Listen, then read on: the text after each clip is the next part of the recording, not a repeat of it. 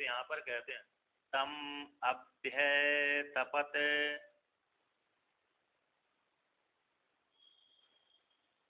तस्याभितप्तस्य मुखं निर्विद्यत यथा अंडम।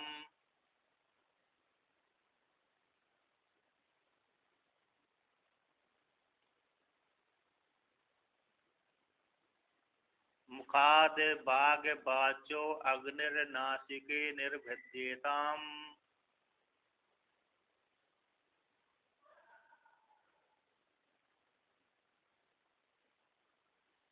नासिकाभ्यां प्राणः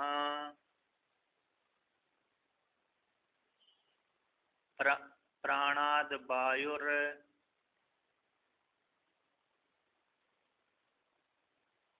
अक्षिणी निर्विद्येताम्। अक्षिणीभ्यः अक्षिणीभ्यां चक्षुष चक्षुष आदित्यः।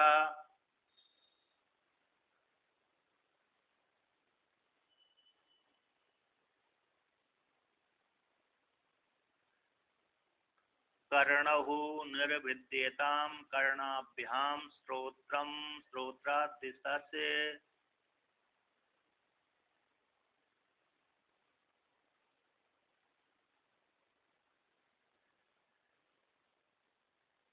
त्वं निर्विद्यतः त्वचो लोमानि लोमभ्य औषधि वनस्पतयो।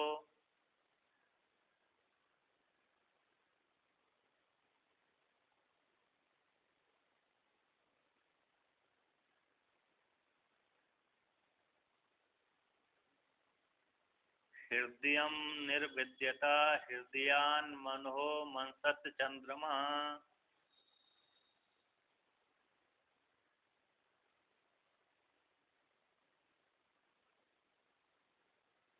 नाभिर्निर्विद्यत नाभ्यः अपानो अपानान् मृत्युः।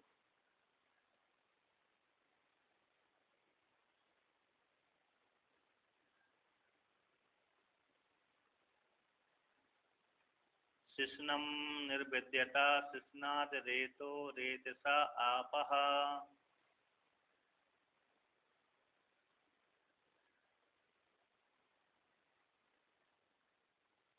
तो यहाँ पर कहते हैं उस पुरुष ने, एक ईश्वर ने पुरुष के आकार का निर्माण कर दिया, अवयव से जोड़ दिया। अब यहाँ पर इंद्रिय इंद्रिय गोलक गोलक इंद्रिय इंद्रिय का अधिष्ठात्री देवता, तीनों को सृष्टि का वर्णन करते हैं। कहते हैं तब उस ईश्वर ने जो अंड का निर्माण किया था, उस अंड में अभ्यतपत संकल्प किया था, ध्यान किया, संकल्प करते हुआ। तो क्या किया कि तस्य अभितप्तस्य, कहते हैं उस जो पिंड में संकल्प किया था, ईश्वर के द्वारा संकल्प किया, ईश्वर के द्वारा संकल्प किए जाने पर ऐसे उस तस्य अभितप्तस्य पिंडस्य, तो अभितप्त संकल्प वाले पिंड से मुखम निर्विद्यता, मुख की उत्पत्ति हुई, मुख निकला, है ना, उत्पन्न हुआ। यथा अंडम, जैसे मुर्गी का अंडा निकलता है, तो जब मुर्गी उस अंडे को फोड़ती है तो उससे सबसे पहले मुख निकलता है ना। तो कहते हैं अब मुख से निकला, तो मुख से क्या हो गया, तो मुखाद बाग बाचो अग्निर, कहते मुख से, मुख यहाँ पर गोलक हो गया, तो मुख से बाक उत्पन्न हुई। यद्यपि कहते बाक इंद्रिय है, किंतु इंद्रिय इंद्रिय कैसे है ना, पहले उत्पन्न होती है फिर बाद में उसका गोलक स्थान होता है। किंतु यहाँ पर कहते हैं इसमें अभिव्यक्ति होती है, गोलक से ही इंद्रिय की अभिव्यक्ति होती है, गोलक नहीं है तो इंद्रिय की अभिव्यक्ति नहीं होती। यद्यपि 5 ज्ञान इंद्रिय, 5 कर्म इंद्रिय, 5 प्राण आदि सबसे पहले तू शरीर उत्पन्न हो जाता है, इसके बाद ही तू शरीर की उत्पत्ति होती है। तो यहाँ पर कहते हैं बाक मुख से, मुख रूप अधिष्ठान से बाक इंद्रिय उत्पन्न हुई। इससे कैसे अधिष्ठान से कैसे उत्पन्न होगी, गोलक से, कहते गोलक से अभिव्यक्ति होती है, इसलिए यहाँ पर वर्णन कर दिया कि गोलक से, मुख रूप गोलक से बाक इंद्रिय उत्पत्ति हुई, यानी अभिव्यक्ति होती है, वहीं पर दिखती है ना। तो मुखाद, मुख से बाक इंद्रिय उत्पन्न हुई, और बाक से अग्नि, उसका अभिमान देता अग्नि की उत्पत्ति हुई। बाक का अभिमान है ना, बाक बाक बाचो अग्निर, बाघ का अभिमानी देवता उत्पन्न हुआ। मुख्य गोलक हो गए और बाघ इंद्री हो गई और बाघ का अभिमानी देवता अग्नि, तो ये तीनों उत्पन्न हुए, क्रम से उत्पन्न होते हैं। फिर नासिके निर्विद्यताम, फिर उस परमात्मा ने संकल्प किया कि नाक निकल जाए, तो नासिके दोनों नाक निकले आए, दो क्षेत्र वाली नाक निकल गए।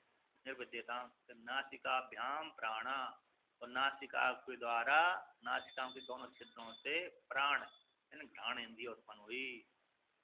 प्राण घ्राण सब हो जाएंगे। पंचवृत्ति का भी ले लीजिए, मतलब प्राणात वायुर, प्राण से वायु उत्पन्न हो गई, घ्राण इंद्रिय उत्पन्न हो गई। अभिमानी देवता है ना। यहाँ पर जो अग्नि है, वायु है, ये अभिमानी देवता है। कहते अक्षणी निर्वध्यता, पर उसने संकल्प किया इस पिंड से आंख निकले आए, तो दोनों आंखों की उत्पत्ति हो गई। अक्षिणी अक्षिभ्याम चक्षुष, कहते अक्षियों के द्वारा, गोलकों के द्वारा चक्षु इंद्रिय उत्पन्न हो गई। और चक्षु से आदित्य, चक्षु का अभिमानी देवता जो आदित्य, उसकी उत्पत्ति हो गई।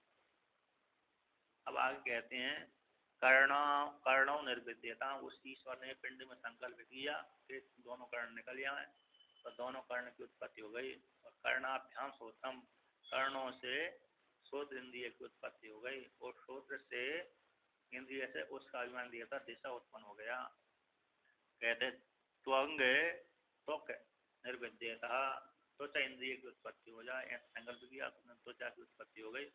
त्वचो लोमानी, त्वचा से लोम उत्पन्न हो जाते हैं, त्वचा से लोमानी, और लोम से औषधि, लोम से क्या हो जाते हैं औषधियाँ, और औषधियों से वनस्पति। औषधि वनस्पति एक ही है। औषधि और वनस्पति कहते हैं जो एक बार फल दे करके नष्ट हो जाती है, उसको औषधि कहते हैं।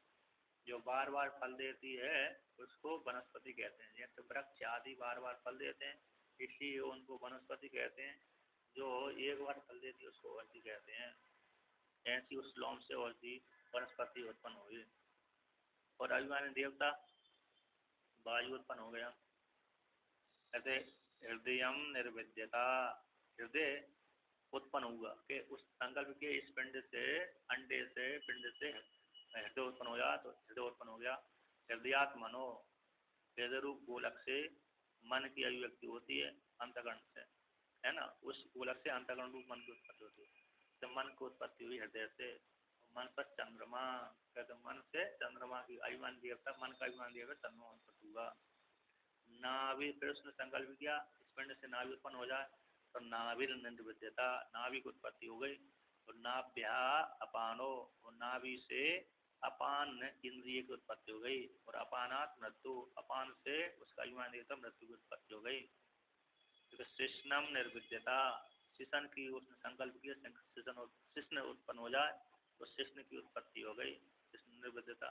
शिष्णाद रेतो, शिष्ण से रेत की उत्पत्ति हो गई, और रेत से जल की उत्पत्ति हो गई। जल का, रेत का अभिमान देवता जो जल है, जल की उत्पत्ति हो गई। इस प्रकार से श्रुति ने वर्णन किया। अब भगवान भास्कर इसका वर्णन अर्थ करते हैं, है ना। तो कहते हैं विराट की उत्पत्ति कह दी उसने।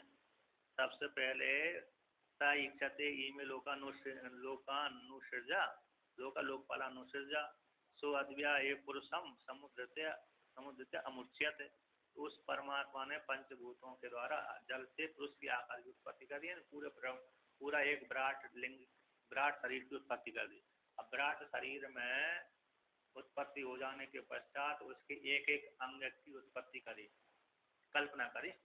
तो जैसी जैसी कल्पना करता रहा उसी प्रकार से इंद्रिय अभिमान देवता सारे उत्पन्न हो गए।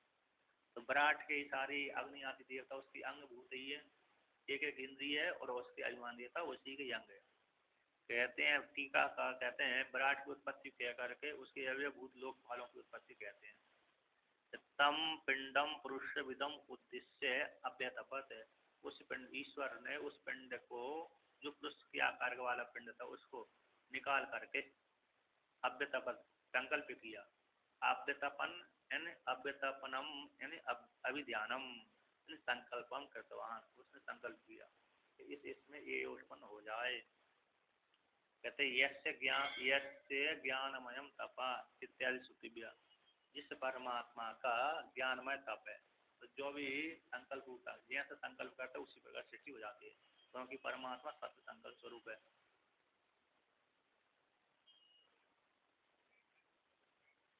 नहीं, तैतृक नहीं, मुंडक का है, एक एक नौ का है।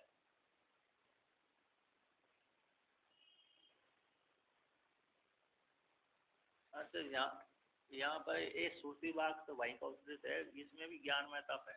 तप तपसा तप तप तपसा जिज्ञासा, है ना। अतः जो भी होगा ज्ञान में तप है। ता तप हुआ तप था। तो जो जो भी अभी तो यहाँ पर ये श्रुति तो मुंडक की है, इत्यादि श्रुति, इन श्रुतियों के द्वारा से ज्ञान ही, यहाँ पर ज्ञान ही तप है, किच्चांद्रण आदि तप है नहीं है। जैसे तप तप शब्द से किच्चांद्रण आदि भी आ सकते हैं। कहते ये तप शब्द से यहाँ पर कैसा है, ज्ञान खा गया, ना कि किच्चांद्रण आदि व्रत। नहीं तो तप शब्द से किच्चांद्रण आदि व्रत भी आ सकते थे। यहाँ पर कैसे है, सीधा ज्ञान में ही तप है।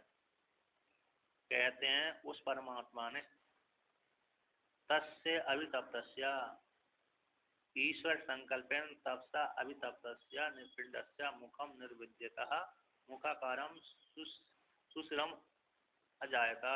कहते हैं तस्य अभितप्त, जिसमें जिस पिंड में संकल्प किया था ईश्वर के संकल्प के द्वारा, तप के द्वारा, विचार के द्वारा, अभितप्तस्य पिंडस्य, जिसमें संकल्प किया था कि इसकी ऐसे ऐसे उसमें हो जाए, तो उस पिंड से कहते मुखम निर्विद्यता, इन मुखम आकार सुश्रम अजायता, मुख के आकार वाला क्षेत्र उत्पन्न हो गया। कैसे हो गया, मुख के आकार वाला क्षेत्र उत्पन्न हो गया। तो यहाँ पर कहते हैं तद अधिष्ठातः अग्निश ततो वाचो लोकपाला। कहते हैं मुख है ना, कहते तद वह वाक इंद्रिय का अधिष्ठाता है। मतलब वाक इंद्रिय है। अच्छा हाँ, अच्छा ठीक है। तस्मात् निर्विन्नात् मुखाद वाक करणम इंद्रियम निर्वर्तता, है ना। उस क्षेत्र से तस्मात् का अर्थ मुखात, मुख उत्पन्न हुआ, मतलब यहाँ पर कहते हैं यथा पक्षिणो अंडम निर्विद्यता निर्विद्यता एवं, यथा जिस प्रकार से यथा पक्षिणों, जैसे पक्षी का अंड है, निर्विद्यता उत्पन्न होता है, एवं इस प्रकार से है, ऐसा जिस प्रकार से पक्षी के द्वारा पक्षी से अंडे की उत्पत्ति होती, उसी प्रकार से पंचभूतों के द्वारा पंचभूतों का पंचीकरण करके, अपंचीकृत पंच महाभूतों से तो 5 ज्ञानेंद्रिय, 5 कर्मेंद्रिय, पंच प्राण उत्पन्न होते हैं, है ना। और फिर सत्वगुण अपंचीकृत पंच महाभूतों के सात्विक गुण से, सात्विक पंचभूतों के गुण से तो 5 ज्ञानेंद्रिय अंतगुण उत्पन्न होता है। और अपंचीकृत पंच महाभूतों के राजस अंश से 5 प्राण और 5 कर्मेंद्रिय उत्पन्न होती हैं। और बचे अपंचीकृत पंच महाभूतों के 5 जो तामस अंश बचे, उस तामस अंश पंच महाभूतों के पंचीकरण करने से पूरे विराट का निर्माण होता है। उस विराट से यहाँ पर कहते हैं उस विराट जैसे अंडे से उत्पन्न होता है, पक्षी से अंडा उत्पन्न होता है, उसी प्रकार से अब पंच महाभूतों के तामस अंश से पंचीकरण पूरा पूरा ब्रह्मांड उत्पन्न हुआ। उस ब्रह्मांड को विराट की उत्पत्ति हुई। उस विराट का एक मुख कहलाए, अंग कहलाए। तस्मात उससे, मुख से, है ना, मुख से निर्विन्नात, जो मुख रूप क्षेत्र से, मुखात से वाक कर्णम इंद्रिय निर्वर्तता, वाक रूप जो कर्ण है, वाक कर्ण इंद्रिय निर्वर्तता उत्पन्न हुई। तद अधिष्ठाती अग्नि से, उस वाक का अधिष्ठाती देवता जो अग्नि है, उस अग्नि की उत्पत्ति हुई उसी इंद्रिय से। ततो वाचो लोकपाला, कहते हुए वाणी का अधिष्ठाती देवता है, लोकपाल है, लोगों की रक्षा करने वाला, यानी इंद्रिय की रक्षा करने वाला, है ना। तो लोकपाल है, लोकस्य पाल है, लोकपाल है, लोक की रक्षा करने वाला। लेकिन अग्नि देवता उस इंद्रिय की रक्षा करने वाला। अग्नि देवता ना होए तो वो अग्नि वो इंद्रिय कार्य नहीं कर पाएगी। तो यहाँ पर कहता तो वाचो लोकपालो, अग्नि का अग्नि रूप वाक का अधिष्ठात्री देवता अग्नि उत्पन्न हो गया। इस प्रकार से जोड़ लेना चाहिए। तो यहाँ पर कहते हैं, टीकाकार कहते हैं, यद्यपि वाक आदि करण समुदाय अपंचीकृत भूतकार्य, अपंचीकृत भूत कार्यों का न मुखादि गोलक कार्य, मुखादि गोलक कार्य नहीं है, फिर भी मुखादि मुखादि आश्रय होने कारण, मुखादि इन इंद्रियों के आश्रय होने कारण तद अभिव्यक्ति, उनकी अभिव्यक्ति मुख से ही होती है। इंद्रियों की अभिव्यक्ति कैसे होती है? मुख से होती है। इसलिए मुख से वाक वाक इंद्रिय उत्पन्न हुई, ऐसा कह दिया गया है ना। नहीं तो क्या होता है, पहले से ही अपंचीकृत पंच महाभूत उत्पन्न हुए, ना कि मुखादि से वाक इंद्रिय उत्पन्न हुई।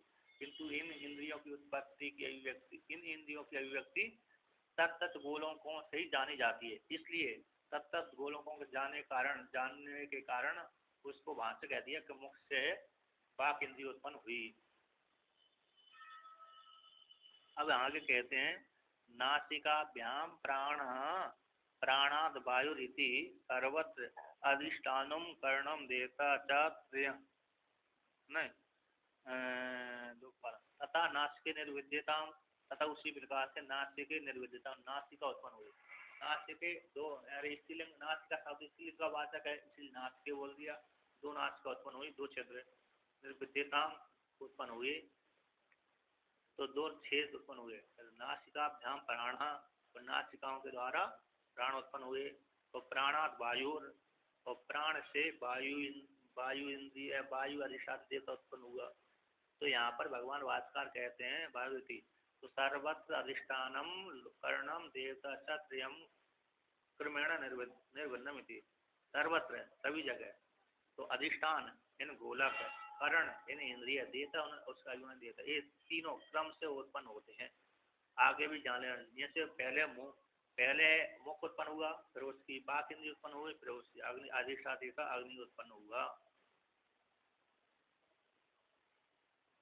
यहाँ पर टीकाकार कहते हैं कि नासिकाभ्याम प्राण इति, नासिका के द्वारा प्राण उत्पन्न हुआ। इसमें यहाँ पर प्राण शब्द के द्वारा प्राण वृत्ति के सहित घ्राण इंद्रिय भी जान लेना चाहिए, है ना। प्राण घ्राण एक ही होते हैं, तो प्राण घ्राण इंद्रिय उच्चते कहा गया है। अधिष्ठान गोलक का वाचक है। अब आगे कहते हैं, अक्षिणी कर्णौ त्वग हृदयम अंतकरणम, अंतकरण अधिष्ठानम मनो अंतकरणम नाभि सर्व प्राण बंधन स्थानम।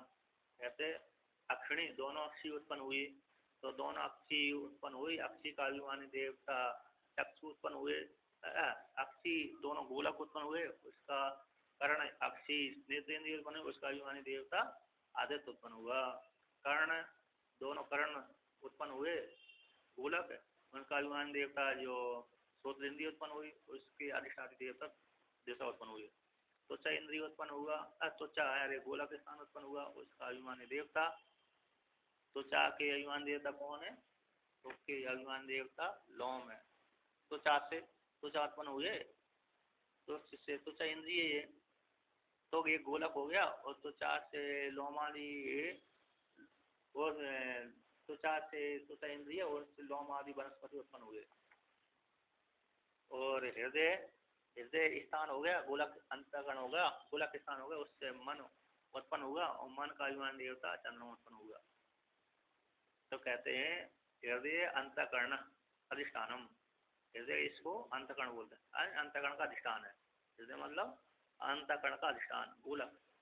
कहते हैं मनो अंतःकरणम, और मन का अंतःकरण कहलाता है। सभी का ले लिया, अंतःकरण शब्द से मन बुद्धि चित्त अहंकार ये चार हो जाते हैं। इस प्रकार से मन यानी हृदय रूप अधिष्ठान से, गोलक से मन रूप अंतःकरण की उत्पत्ति हुई, उसका अभिमान देवता चंद्रमा उत्पन्न हुआ। जैसे नाभि किसको बोलते हैं कि नाभि उत्पन्न हुई। नाभि कैसी है? सर्व प्राण है बंधन स्थान, जितने भी पंचवृत्ति वाले प्राण है उसका बंधन का स्थान है। सब संपूर्ण प्राण के बंधन के स्थान है, यहीं से बुधा स्थान, मूल बुधा का मूल स्थान है। तो सर्व प्राण बंधन स्थान है बुधा मूलम, बुधा का मूल भाग है यहाँ पर, बुध मूलम। कहते ये सारे उससे उत्पन्न हुए। उसमें जैसा जैसा संकल्प किया ईश्वर ने, उसी उसी प्रकार से सारे उस पिंड से उत्पन्न हुए, अंडे से विराट में उत्पन्न हुए, ये तत्त लोकपाल उत्पन्न हुए।